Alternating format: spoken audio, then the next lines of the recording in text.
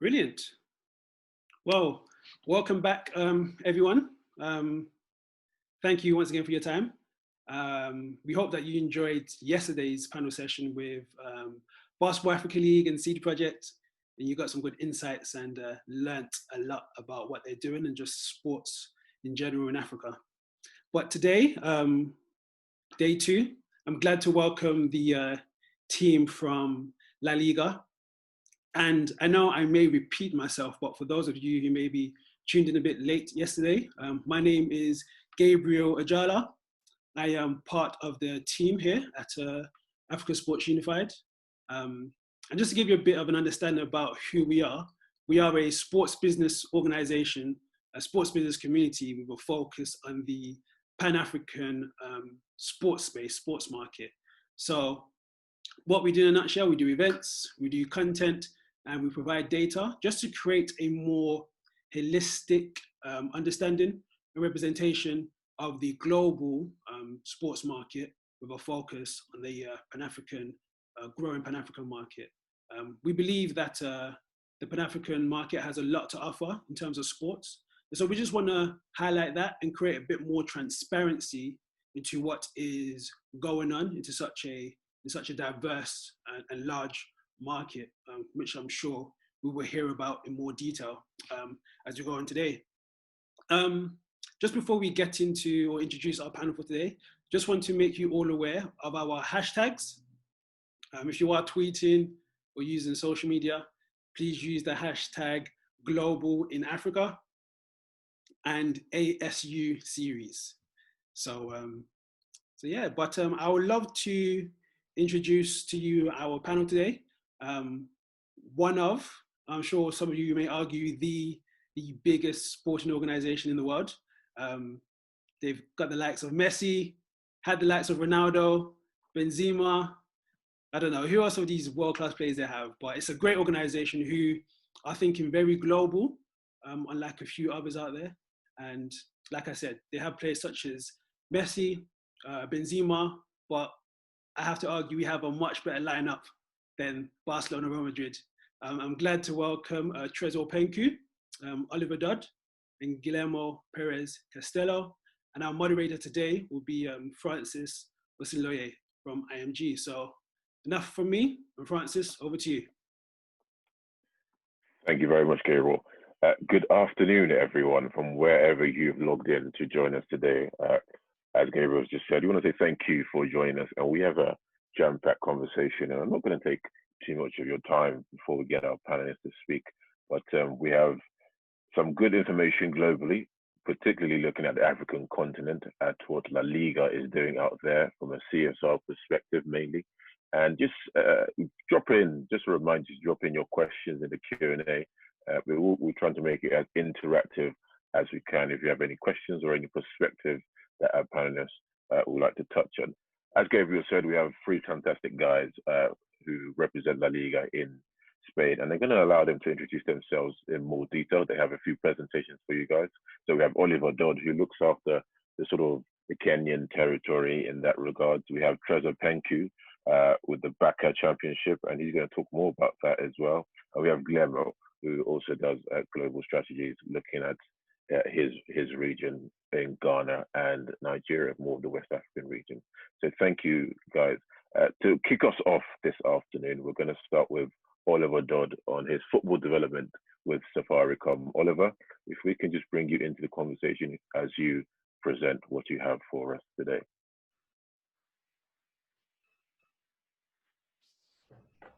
Good morning, good afternoon, and good evening to everyone. So as Francis said, my name is Oliver Dodd.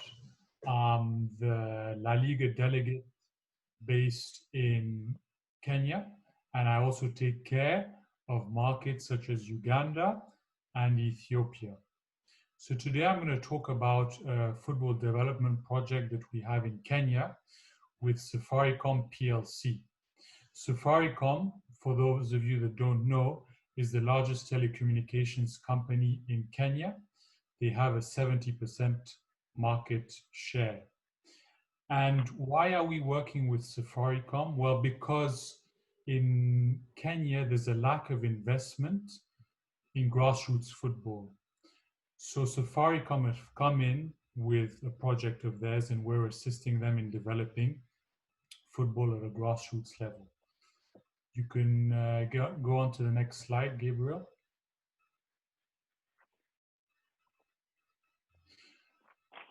So we also work with the Kenya Football Federation, the Football Association of Kenya, on this project, and Safaricom. So Safaricom, of course, as I said, is one of the biggest companies in Kenya. And what we've done with them is organize tournaments throughout the country.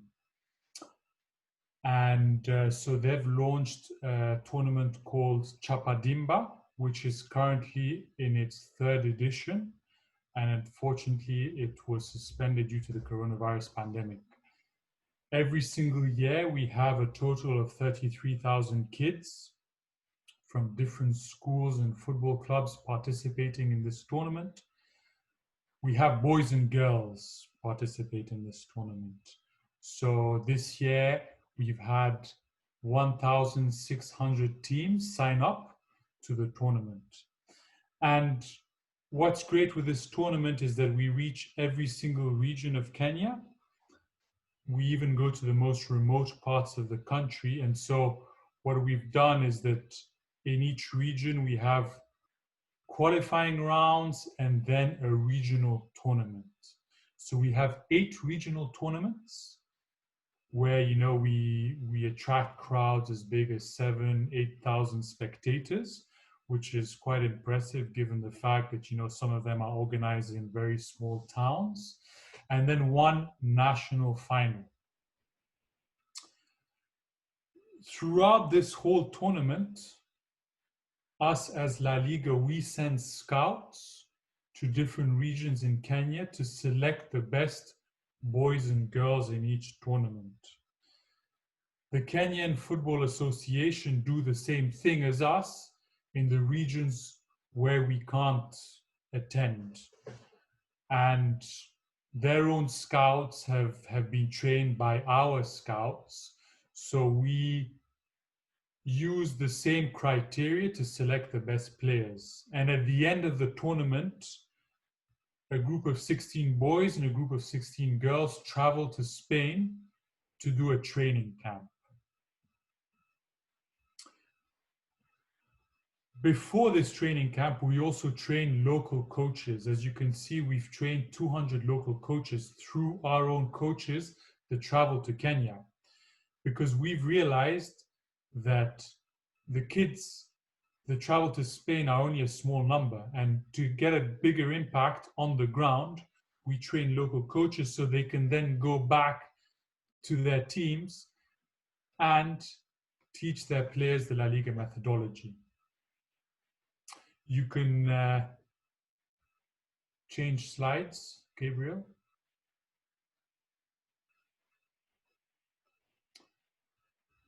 So here are a couple of pictures from our project with Safaricom.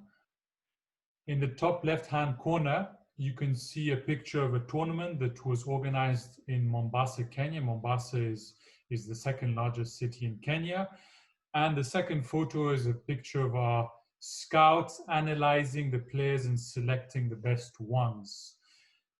Then in the top right-hand corner, we have pictures of our coaching clinics that we organize for the local coaches. We have theoretical sessions in classrooms and also practical sessions out on the pitches. So we've trained a total of 200 coaches. We've also had actually former LaLiga players that represent LaLiga ambassadors, travel out to Kenya to talk to the kids and talk to them about how they reach the highest level. And then, as you can see in the bottom left right-hand corner, we have photos of the kids that travel to Spain that then had the opportunity to play friendly games against local youth LaLiga teams. And it was also a whole cultural experience for them. Apart from this training camp, they visited special historic sites in Barcelona last year, and because a lot of them had never even left their villages in Kenya, so it was a great experience for them. Our objective in all of this is to give opportunities to the Kenyan youth to demonstrate their talent, because of course, without these platforms, you know, such talents would never be seen. So it's a long-term project. Our goal in, let's say, 5 to 10 years time is to see more Kenyan players playing in Spain, and if that's not possible, then playing in other top leagues around the world. And in the short term, we've seen already a couple of kids that have traveled to Spain last year that are playing in the first division of Kenyan football, the Kenyan Premier League. So we're very happy with this impact, and we hope to continue working on such projects that elevate the level of football in the country, in the region. So that's it for the presentation on our project with Safaricom and the development of grassroots football in Kenya. Thank you very much, Oliver Dodd. I'm just going to jump in on the fantastic contribution you made. And you mentioned about improving Kenyan, the East African and the Kenyan territory, improving football, improving things like that there. How are you going to measure and gauge your success? Not you on your own, I mean you with LaLiga. How are you going to measure? What measurements and parameters are you going to use to gauge your success in the long term and in the medium term in those territories? So Guillermo, Tresor, and myself, along with other delegates in Africa, are there to get closer to our fans and to understand how they watch La Liga, what they want as spectators, and so that's our overall objective, you know, to really get closer to our fans and to increase the visibility of the competition. How do we measure success? Well, success is measured in several different ways. First of all, you know, we can look at our social media presence. So how much we've grown on different platforms in Africa. And another way to measure success overall is to see how our TV viewership has increased.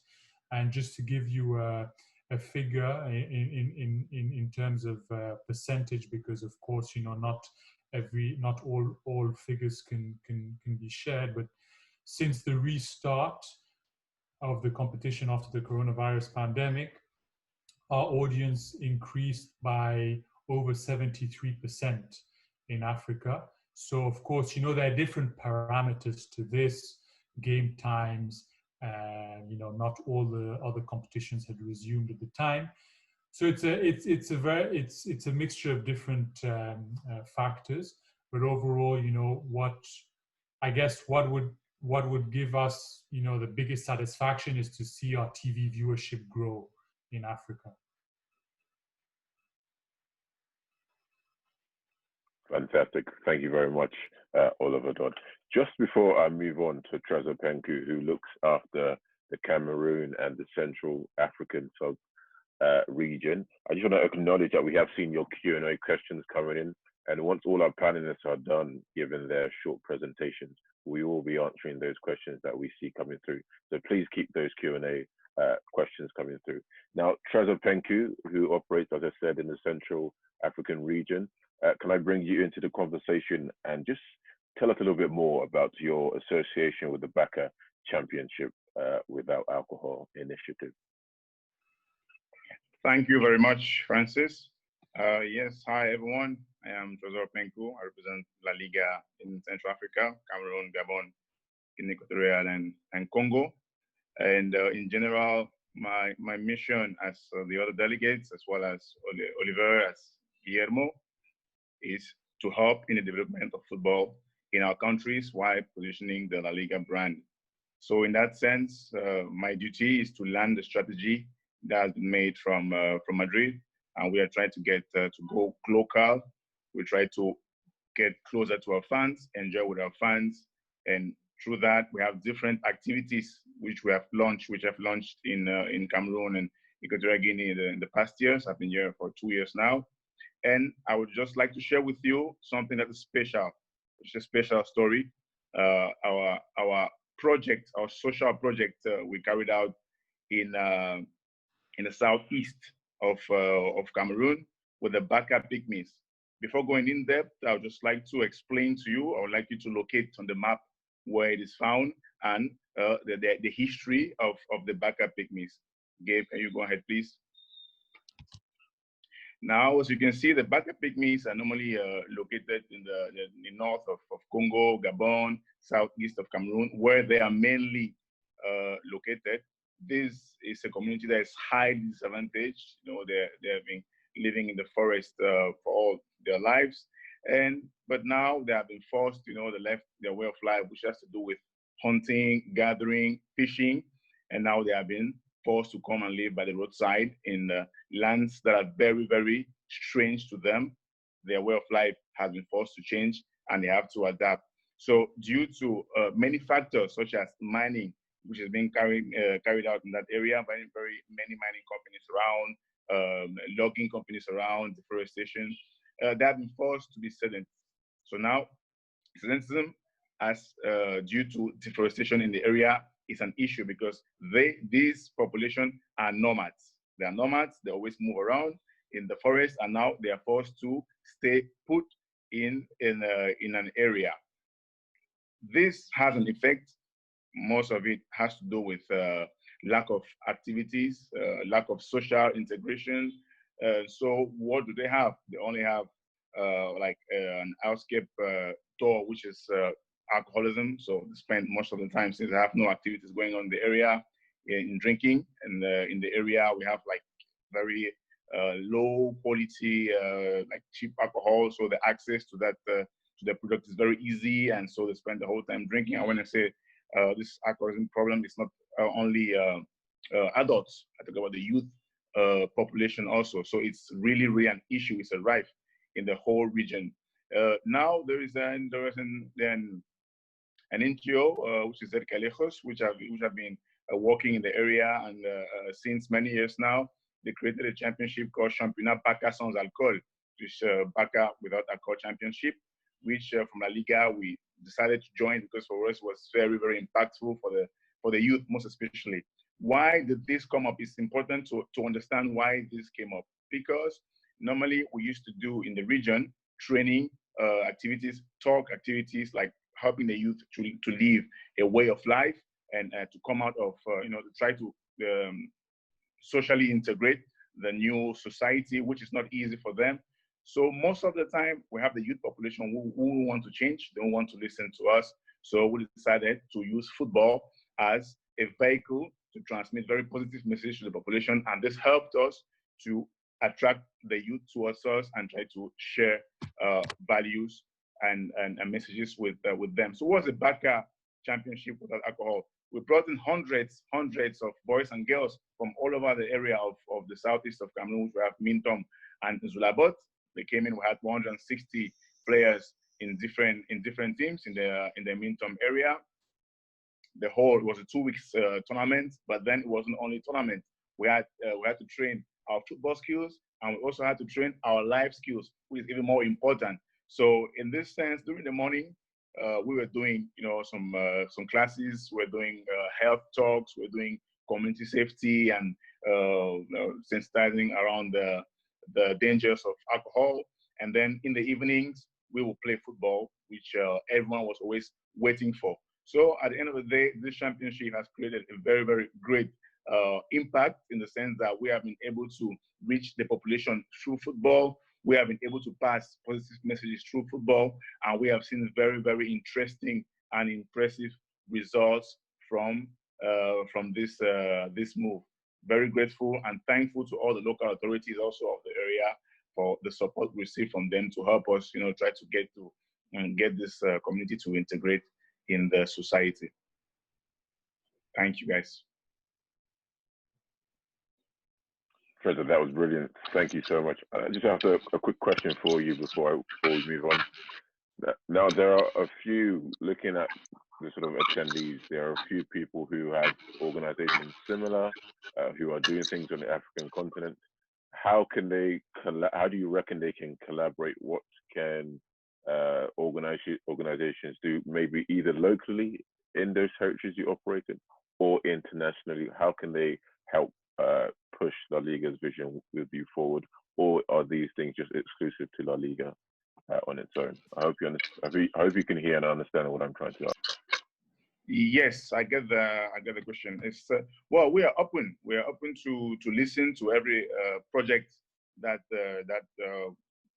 we are sent. We read everything, we study everything, and which is more like impactful and like for us important in terms of linking football as a means of creating positive impact in society. We're open to collaborate. We have been doing it for many years in this championship and in other countries around the world. And it was about exchanging or sharing their projects with us, and from there we see into it and see how we can bring in some some ideas, some help. Fantastic. And looking at the sort of social issues that you're tackling through football, with talking about alcoholism, what has been the measure? What has been the response to tackling some of those measures? How have they fared? Do you have any positive stories you can tell us? Or if you like, do you have any other interesting stories that you can tell us?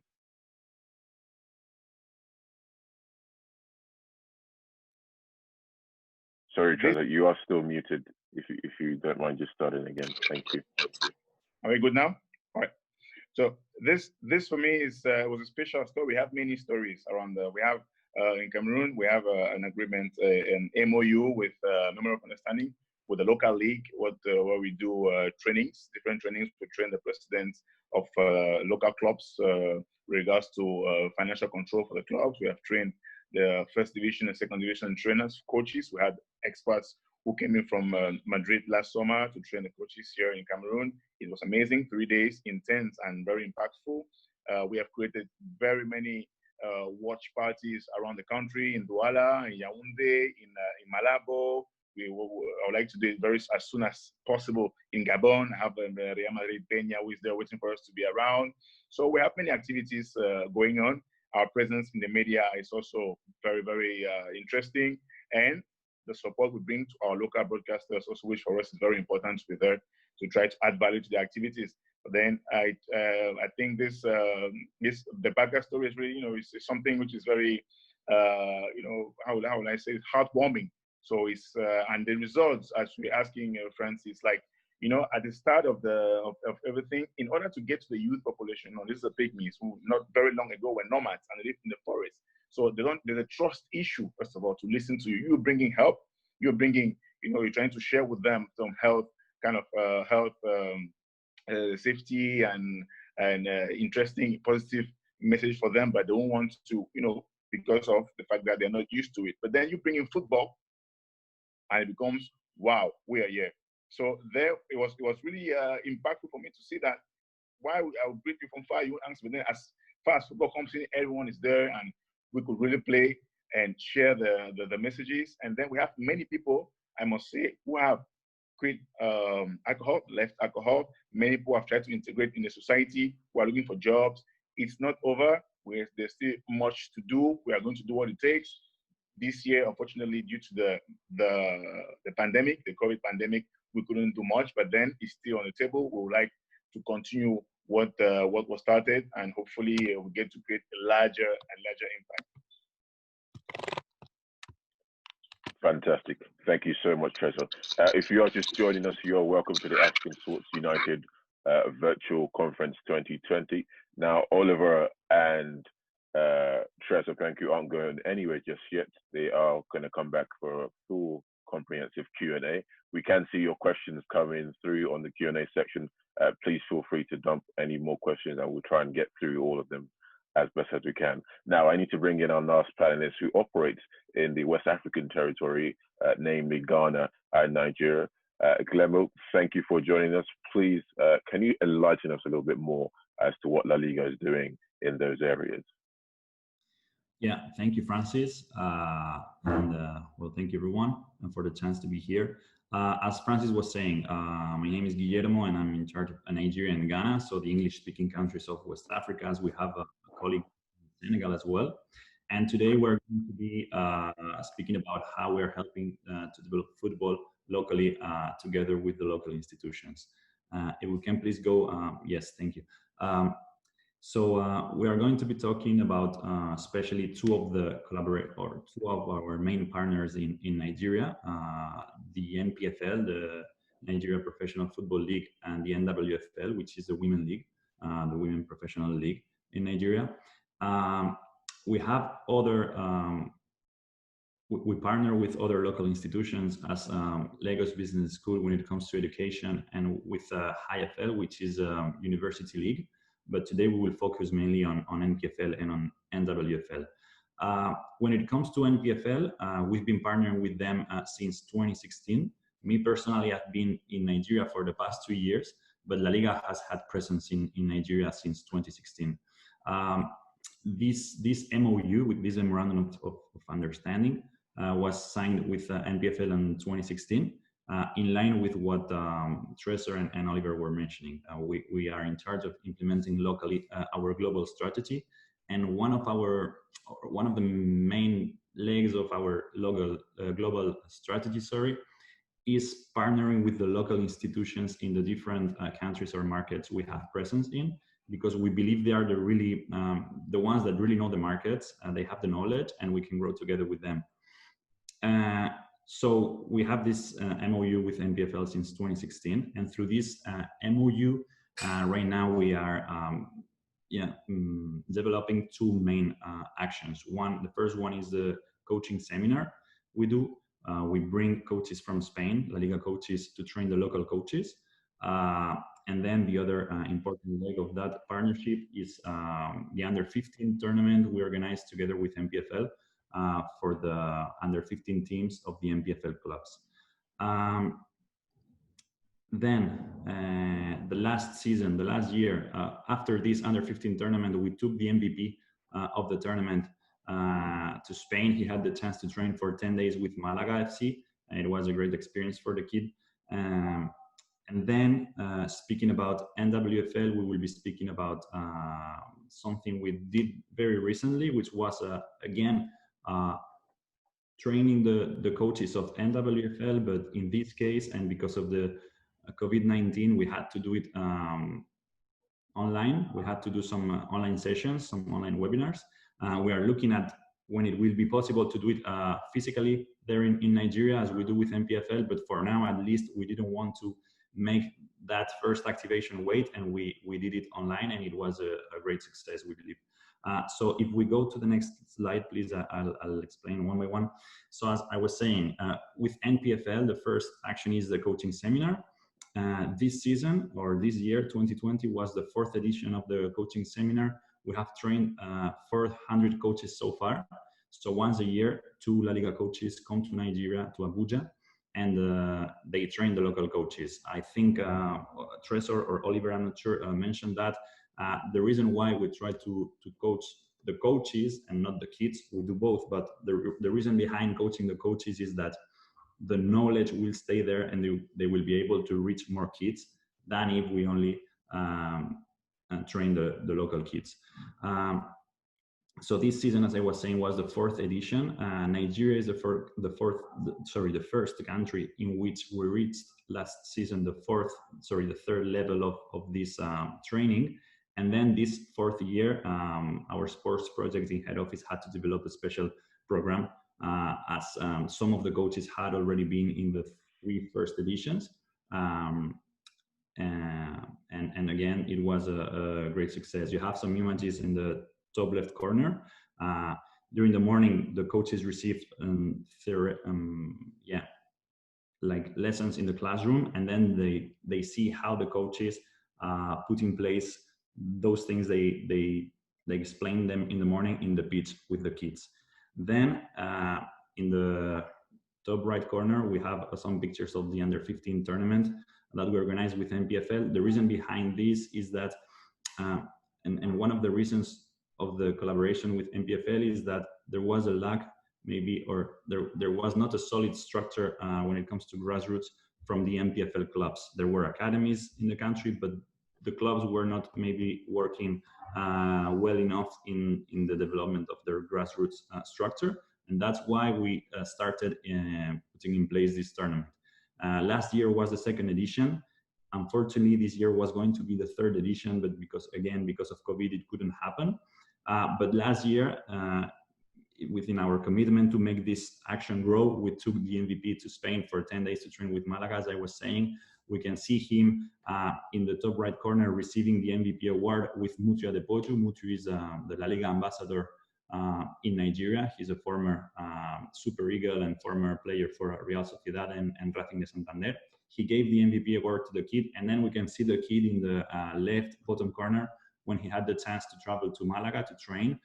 It was not only about training, but he had the chance to receive Spanish lessons during his stay in Malaga. He had the chance to visit the stadium, and it was a great experience for the guy. Also, the feedback from the club was great, and we are very happy with how it went, and hopefully we can do this again soon when the global situation allows us to do so.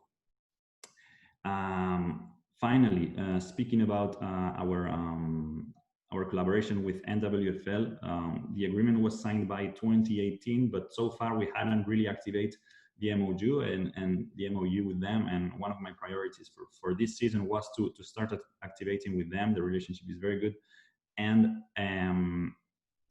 as I said, we were planning to do a training for their coaches physically in Nigeria, either Abuja, Lagos, but unfortunately it couldn't happen. We will do it as soon as we can, but at least we wanted to do something first to take advantage of that the competition was not going on, and to take advantage of the time their coaches had now, and in the other hand to start giving value as well to the collaboration, as we got a very good coverage in the media. So for this first edition, it was 2 sessions of 60 minutes each with our specialist in sports, in women football coaching, and the feedback both from the NWFL and from all the coaches that received the training has been great. The coverage in the media was very good, as well as with the coverage with all the actions mentioned here, the coaching seminar, the under 15 tournament, and the trip from the boy to Spain. So by these kind of actions, we try not only to develop local football, but also to help our partners to raise more visibility in the media, in top media in the country. So this is all about these projects, but of course, if you have any questions, feel free to ask. Thank you very much, Guillermo. Now, I'm just having a look at the webinar chat, Guillermo, and I'm seeing loads of people who are based specifically in Lagos, Nigeria, who have networking firms, sports marketing firms. If the business opportunity arose, how can they partner up? If it made sense, how can they partner up? How can they get in touch with LaLiga representatives as yourself to possibly collaborate on initiatives that can help drive African sports as a whole? Mm-hmm. Well, we are open to listen, and this is in line with what Tresor was mentioning before. We are open to listen to the projects we are. Different kind of stakeholders are implementing in the country to see if it makes sense for us to partner or not. And here it's not just about institutions or sports projects. As I mentioned, we have a collaboration with Lagos Business School, as we have LaLiga Business School when it comes to education. As Tresor was saying, when it comes to CSR projects, we also collaborate with different kind of foundations. When it comes to gaming, why not? It could happen that we partner with someone that is in the esports sector locally. So we're more than open to explore different possibilities. And I'm sure that what I'm maybe doing in Nigeria is maybe not completely different, but somehow different to what my colleagues might be doing in Dubai or South Africa or California. We really adapt locally to what makes sense, and we are open to hear different potential collaborations. Fantastic. Thank you very much, Guillermo. I just have one question. I'm going to bring in everyone now, 3 lads, gentlemen, to come into this one now. Can you just in the different territories that you operate in, can you just explain some of the barriers, difficulties, challenges that you face, particularly when you're dealing with local authorities, and how have you managed to get around those? So dealing with local authorities, dealing with cultures, dealing with all those different things that are pertinent to the African culture, nepotism, or whatever you want to call it. How do you manage to get around those? And I'm going to start by going back to Oliver Dodd, who operates in the Kenyan territory. Oliver, if you can come in first, please. Yes, so we have encountered difficulties in Kenya. The first one I've already mentioned. There's a lack of financial might when it comes to what the federation can spend in the development of grassroots football. And how do we address that? Well, we partnered with one of the biggest corporates in the country that was looking to make a difference, make that social impact. So that's one of the ways we dealt with it. The second problem that we do have sometimes is well, this is not only a problem that we find in Africa. It's also, you know, I think it's a global problem when there are two separate entities that manage football. The federation that manages, you know, everything from women's football to grassroots football in the lower divisions, and then you have another entity that manages the first division or or professional football in the country. There is sometimes, you know, not a very good relationship between those two entities. For example, in Kenya, we do work with both. We have a memorandum of understanding with the Kenyan Premier League, so the first division of Kenyan football, and we're not direct partners with the Football Federation, but we do work with them through our project with Safaricom and actually through a couple of other projects. So it is sometimes tricky managing those relationships, but at the end of the day, you know, we're talking about the development of local football, so it will benefit everyone in the long term. And so yes, hopefully we can continue working on such projects without too many problems. Thank you very much, Oliver. I'm just going to bring in Tresor just to get the same question, just to get your take on how you manage that in your territory. And I don't know whether you do this specifically, but sometimes organizations can come in, try and work with local authorities, national authorities, and they can either, you know, give funds for certain projects, and then those projects they don't materialize for some reason. Tresor, does that happen in your territory? And what are some of the similar sort of navigations you have to get through around dealing with local authorities in your area?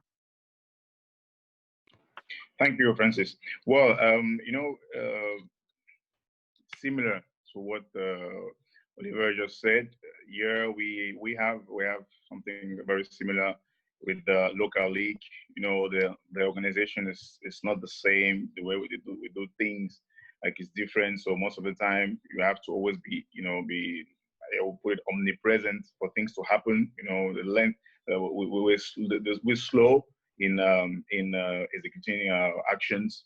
So yeah, like the projects we had last summer in the organization wasn't easy at all. Why? Because we had different speed in terms of working. You know, we take things normally here like more calmly, while we probably need to put more more energy in the way we do things. So in that sense, organization has been an issue, a little issue. How do I go about it? I try to, you know, at the end of the day, we have to deliver. So we have, if we have an MOU that's been signed and we need to activate the MOU, we have to activate the MOU.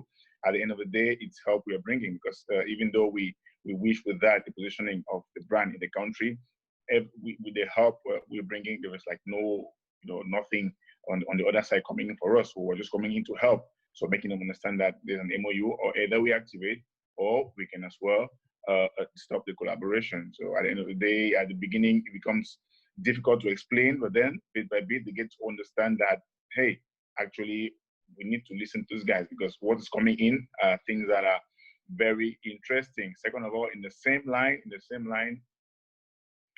we had situations where, because all our MOUs are, we do trainings.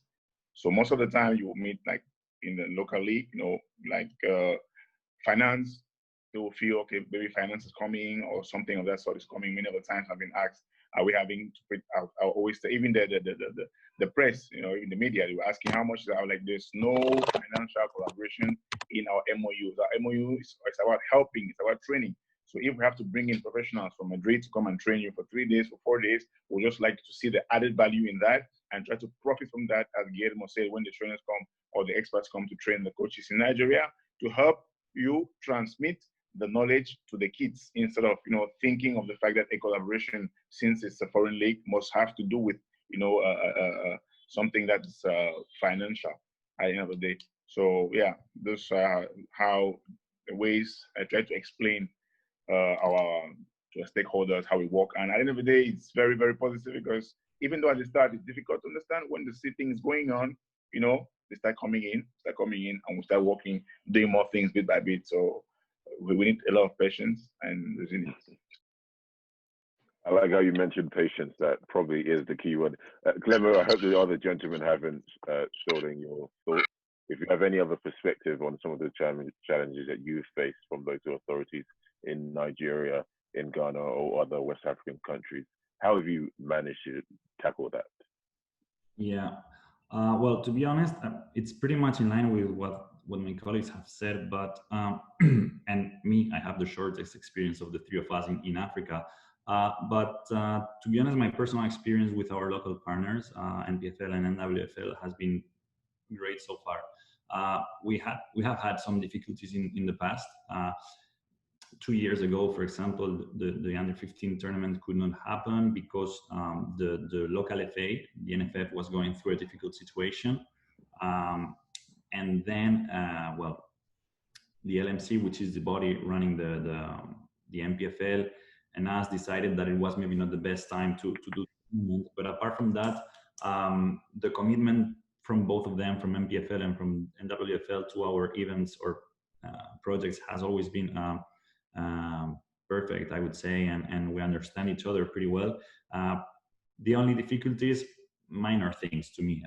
Once I've been living there, and maybe it's pretty common that you have to push a tournament or an event because, well, for some reason the dates you selected are not working anymore, and that's pretty common. But you need to be flexible and to adapt to the local reality. And I'm very happy with how it is going.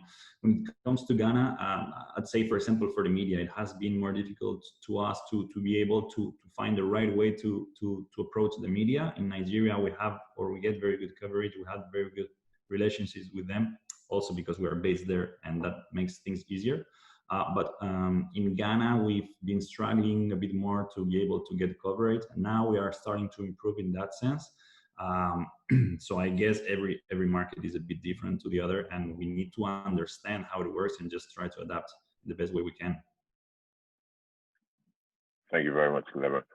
I'm just going to bring in Gabriel, who you heard right at the start, and I just have to also say thank you for the questions that are coming in. Once Gabriel has his question for the panelists, we will be moving over to the Q&A section. So please feel free to keep those questions coming in. I do also want to apologize in advance, just in case we don't manage to get through all your questions. We definitely will try to get through as many of them as possible. Gabriel, over to you. Brilliant. Thanks, Francis. And thank you, all three of you, for your inputs on what you've said so far. But just trying to get a general consensus of what's being said, it seems what you do is very, very local and specific to each of your regions. But my question to you would be, as my doorbell rings, so let's let that go quiet for a minute. But my question to you is, why is your approach bottom up? I know Oliver mentioned before, you may have some MOUs, maybe, like you said, maybe with Kenyan Premier League, but you don't work too close to them. Was it a conscious decision to come in, like bottom up, instead of going from top down? And what do you feel the benefits are of doing so? I guess maybe we could start with Ali, if that question makes sense. So if I understand your question correctly, you're asking why we focus on grassroots football and not professional football. Is that your question? Yeah. So in terms of the partnerships that you do, you show with your images the coaching of the athletes and the culture of the coaches too, and even in Nigeria, as Guillermo mentioned, coaching of the NWFL. But I just want to know more of your reasoning behind that. Do you see that as more advantageous than maybe going straight to governing bodies and going top down? So I think it also has to do with the market. In Kenya, there's a real problem with the development of football players, even at an African level. I mean, most good players come from West Africa, not or even Southern Africa or North Africa. Very few come from East Africa. So there is an existing problem, maybe due to the fact that, you know, like professional clubs don't have very well run academies. There's a lack of investment from the federation. Actually, that's why Safaricom has come in. But we do work with professional entities. For example, you know, we have an MOU with the Kenyan Premier League, so the first division of Kenyan football, and we've organized seminars for some of their directors regarding, you know, the marketing of the league and their clubs, sponsorship, TV rights, digital expansion. So it is a concern to us, but I think what's more pressing in Kenya, at least, is the grassroots, the grassroots factor of the football pyramid, which is more pressing to address. No, that makes a lot of sense. Tresor, how about you? What's the reason behind that in Cameroon and other Central African countries? Well, in Cameroon, it's actually we actually work hand in hand with the local league from the Secretary General and bring the things down to the trainers and other departments. Here, we did last 2 years the training, as Oliver just said, for the club presidents, local club presidents. We did training on financial control for the various clubs in order to be able to have your financial financial track of what's happening in your club. And after that, this last year, we trained the coaches, first division and second division. And and all of that came from the collaboration. We have like really tight collaboration we have with the LFPC, with the local league. And I mean, at the end of the day, we aim at bringing value. You know, we aim at development, and whatever we see necessary to do, we are in for it. We are on for it. We think that we always say we would like our audience. We talk about getting closer to our fans, like having a bigger audience. But then in each country, we hear all of us saying we want to be the most viewed or watched league, but only after the league of that country. So we want to be second.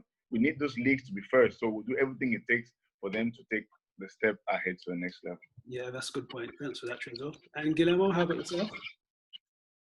Yeah, not much to add, to be honest, but I'd said something, and is that the things we do, or especially when it comes to football development, because we had a lot of different actions, maybe when we try to engage with our fans at specific game, it's a short-term action, let's say, even if there is a long-term strategy behind it.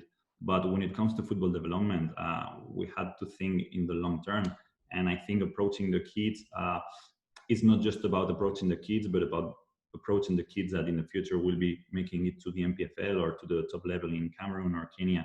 And I guess we're adding more value to the leagues and to the local clubs in this way. Actually, in this under 15 tournament I mentioned with MPFL, every club or almost every club in MPFL now has at least one player that has played in that tournament 3 years ago. Some of them are playing in the under 19, under 20, under 23 national team. So this is not about having an impact today, but about making something sustainable for the future. No, brilliant. I love that long-term thinking. So, no, thanks for your answers to that. Back to you, Francis. Thank you, Gabriel. We're going to move on to our Q&A session now, and we have some interesting questions coming in on the Q&A section. Please keep them coming through. Oliver, I think I'm going to throw this one to you, and the rest of the gentlemen, you can have your take on this as well. Do you come across conflict with parents who probably, prefer children to focus more on education or focus more on alternative and, don't quite see football as the right route for their children? Do you come across those sort of tensions? And if you do, how do you overcome them? So, of course, we don't want to push any of the parents to send their kids, to these tournaments or participate in any of our initiatives. I think, our message is clear. We do not promise anything to any of the kids that participate in tournaments or trips to Spain. What we say is that we provide a platform that will enable the kids to demonstrate their talent. But at the end of the day, and this is, like what our ambassadors, so we've had Canute, Luis Garcia come to Kenya, what they've told the kids is that it's very good to focus on football, but then at the end of the day, you also have to take into account that you might not reach the highest level. So it's important to continue with your education in case that doesn't happen. As a league, we don't get much into that because it's not our responsibility. We look at the sporting side of things. Now we can take care of that, but we're not of course, we have a business school, for example, for professionals that want, to learn more about sports marketing. So this business school is located in Madrid. But when it comes to activations in Kenya, in my example, we don't try and get into that too much. Perfect. Thank you so much. And if there's any other, just touching on that question, Guillermo and Tresor, if you have any other contribution, if you faced something similar, feel free to jump in on that conversation before we move on. No, I'd say as Oliver said, that we never try to put any pressure on the kids, and we are actually not involved in the daily routine of those kids actually, so we don't really see on a daily basis what's going on in the pitch. But all the CSR projects we have, the goal, let's say, is to promote the values that sports and football can bring to the kids. And we have some action we call LaLiga Talks, in which we the target mainly of those, or the audience mainly of those actions is school kids, or even in Nigeria, we had recently one online with parents of kids from school, in which why football can bring good values to your kids, like respect, fair play, sacrifice, and this and this kind of good values. So I think that the approach is this one, and making them understand that they don't need to see football as a way to have a big salary in the future, but a way to grow. And in that sense, that's the approach we always try to give to these kind of actions. Perfect. Tresor as well coming in through. How do you deal with stakeholders in your region when we look at Football Federation? I know we've touched a little bit on stakeholders, but looking at stakeholders as a whole, Ministry of Sport, leagues, medias, football federations, national and local, how do you manage those? Sometimes things can get a little bit political. How do you manage all those things in your territory? Well, I think one important thing with sports is that at the end of the day, it has to stay sports. So whenever we try to work on a project, we understand that it's a project that has to be very, very different from what can get, as you mentioned, in politics or whatever. So we just try to stay in what is sports. So how do I manage our relationship? We have like a close relationship with the local league. Here with the press, with the media, we have a very close relationship. Also, we have a lot of coverage with the media because, well, we have very exciting news every week. And then once every 3 months, 2 months, we have a meeting with the media. We call it toolkits, where we exchange with them. We try to talk football and exchange with them, like any information or content that could be interesting for them. And all of our sessions, we count on like a really huge amount of media who come just to share and after getting information to publish different different articles or content that could be interesting for our local readers. In terms of Guillermo, Oliver said something very important about what we talked about the kids. At the end of the day, we have to understand that before being footballers, we have to be gentlemen, we have to be ladies and gentlemen. So at the end of the day, we have to give values that are above what it is football. You know, the values of life. That's what we try to do with the Packers. You know, we had to train life skills, which at the end of the day are more important.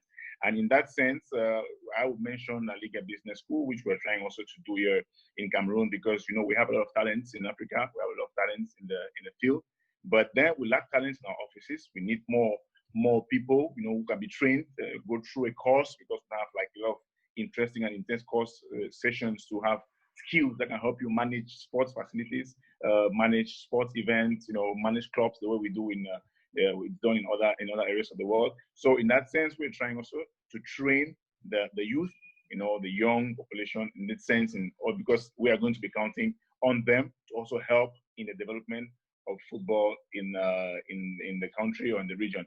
So the relationship, and with the broadcasters also, we do events. We do events every now and then. We do online digital activations every now and then. We always, you know, we try to bring value or support wherever they need us.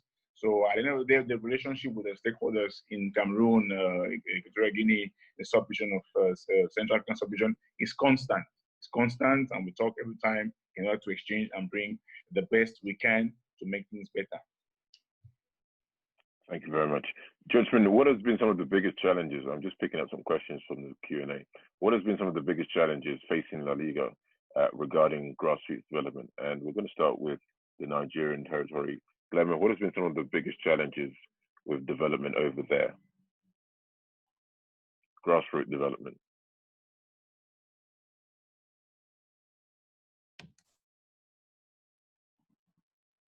Do you hear me now? Yes, we can hear you now. Okay. Well, I'd say you seem right. Okay, because my screen was frozen. Sorry. To be honest, one of the biggest challenges and one of the very few negative aspects of my personal experience, for example, with this under 15 tournament, is when it comes to the age of the players.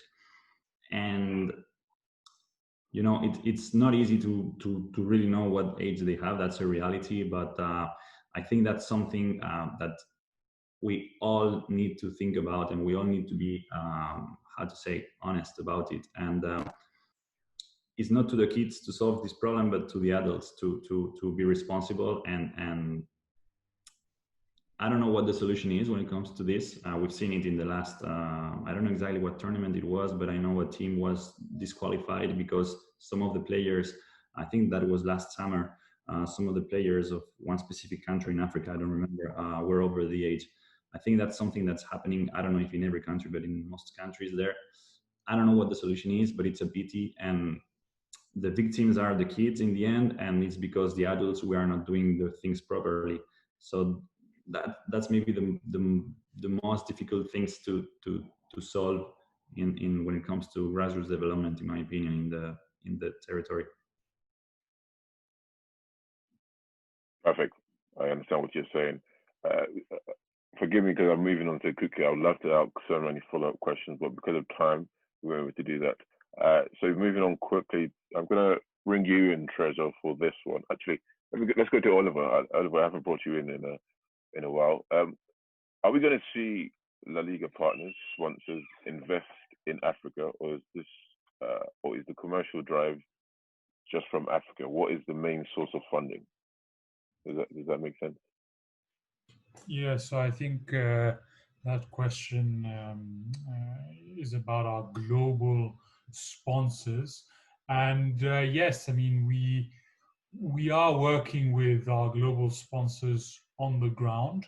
Of course, it's much easier to work with local sponsors. So in my case, we've been working a lot with Safaricom, which is a local company. We've worked in the past with Sport Pesa, an African betting company, and but we will be working, with companies such as Budweiser. Budweiser are our global beer partners, and we'll be organizing activations with them, for example, in Uganda. So there is going to be investment from our global sponsors in Africa, but I think it is always easier to do it with your local sponsors. Fantastic. And what have you found as the biggest challenge in terms of dealing with the football structure in Africa, in your territory, Oliver? A lot of bureaucracy. So, as Tresor said, you need to be patient. You need to insist. You need to remind certain people a couple of times before obtaining what you want to have. You need to ask. Go down several avenues before you obtain what you're looking for. So that's really the only obstacle we've come across, because at the end of the day, everyone has been very helpful and willing to collaborate on projects that are not only important to us but to Kenyan football. So it's been a pleasure. It's just sometimes things are slower than we would like them to be. Fantastic. And just as we wrap up, just going to give each of our panelists an opportunity just to mention one area, one thing that will be their sort of main strategy or main hope going forward that they would like to see, whether it could be technology, whether it could be moving through as the world is changing with so many different areas.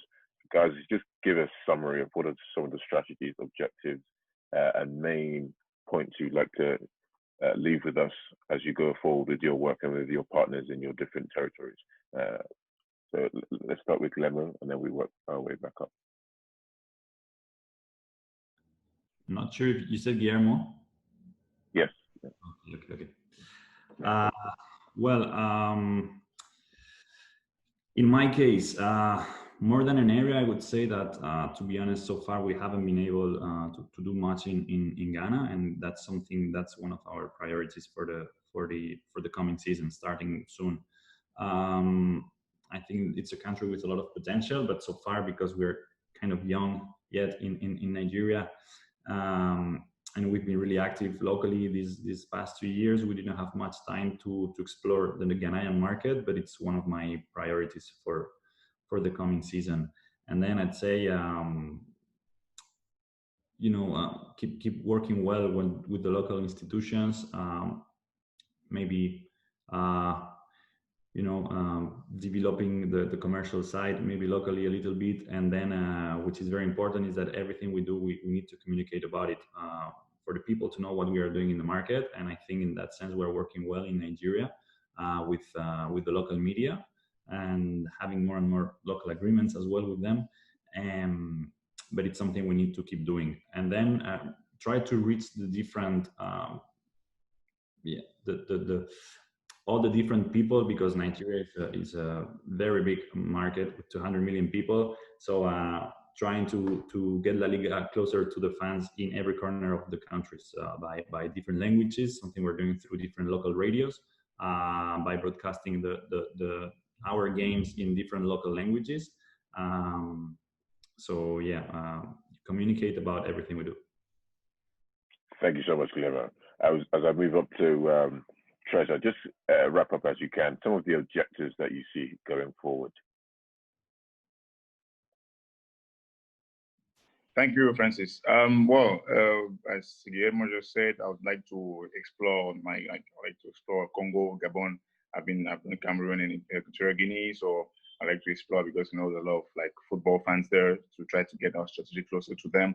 But then I would say the most important thing for me, while I'm here, is I would like the local league.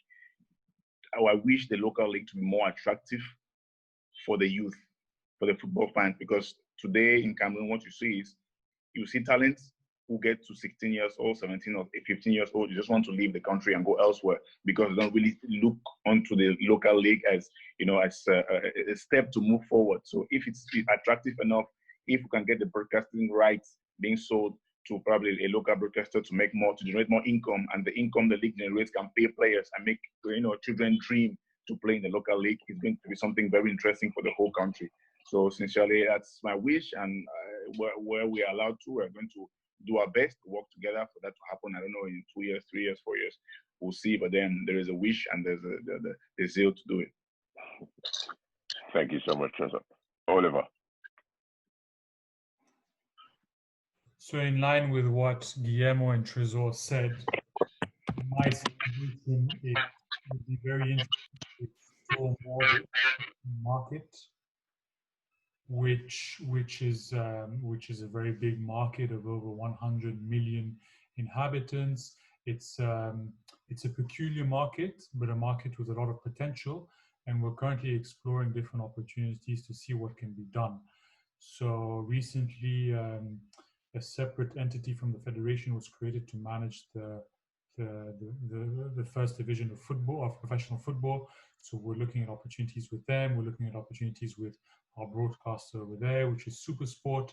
And then secondly, I think this is something also related to what we're going through right now, because Kenya still hasn't reached the peak of the coronavirus pandemic. They're saying that maybe in August or even September, the country will reach its peak. So what can we do to get closer to our fans during this period? Well, we would like to increase our digital presence. We're already communicating, for example, in Kenya, in Swahili. So we communicate via geolocalized posts on Facebook to get closer to our fans. And what can we do to really get closer to them digitally, so that, you know, in case we're not able to organize physical events, we can still be there during a crisis like this. So, and I think it's very important in a country like Kenya that, you know, a country of over 50 million inhabitants, and, you know, a large percentage of the population has a smartphone. So it's really an opportunity for us to see what we can do to get closer to them via this, you know, technological avenue. Fantastic. Thank you very much, Oliver. Thank you very much, gentlemen. That is it from me. Thank you to all our attendees for your questions. Apologies if we couldn't touch all your questions. But yep, that's it from me. There's so many different tangents that we can take these conversations to. This was just a sort of a quick overview over some of the fantastic work LaLiga is doing in Africa. And let us know what some of the work that you're doing as well in your different areas, wherever you are around the world. As I hand back to Gabriel, who will wrap us up, I just want to say thank you once again for joining us. Thank you, Francis. Thank you, Oliver, Guillermo, and Tresor. And thank you for everyone tuning in. I hope everyone's gotten a more, better understanding of LaLiga and their aims across Africa, and of course for opportunities to partner with them and what they're doing on ground to help grow the game in Africa, and also the LaLiga brand. I think, especially on my part, it's quite refreshing to hear that they are the focus on, you know, local development of coaches and players and of the local games. Someone mentioned in the comments that Tresor's final statement was hit the nail on the head in terms of partnering with local organizations who actually want to see long-term benefit of the game. And it is refreshing to have organizations such as LaLiga with such perspective there on the ground to do so. But everyone, as I said, thank you so much for joining. I know if you were face-to-face, you would, of course, be clapping and saying thanks to everyone as well. But please do connect with all three speakers on LinkedIn. And yeah, just get the conversation going. I know it's a virtual event, but let it not stop here. Let's continue to grow and actually play our part in trying to build a sustainable sporting ecosystem. So thanks again. Just before we leave, just want to let you know that, again, we are back tomorrow. Our panel is Women in Leadership, and it will be a very fascinating one. I can guarantee you of that. So please tune at the same time. Log in maybe 10 minutes beforehand, and we'll kick off at 2 p.m. UK time again. So once again, to everyone listening and to our panelists, thanks so much, and take care, guys. Thank you. Thanks a lot. Thanks. Take care, guys. Thank you so much. Thank you. Thank you. Bye-bye.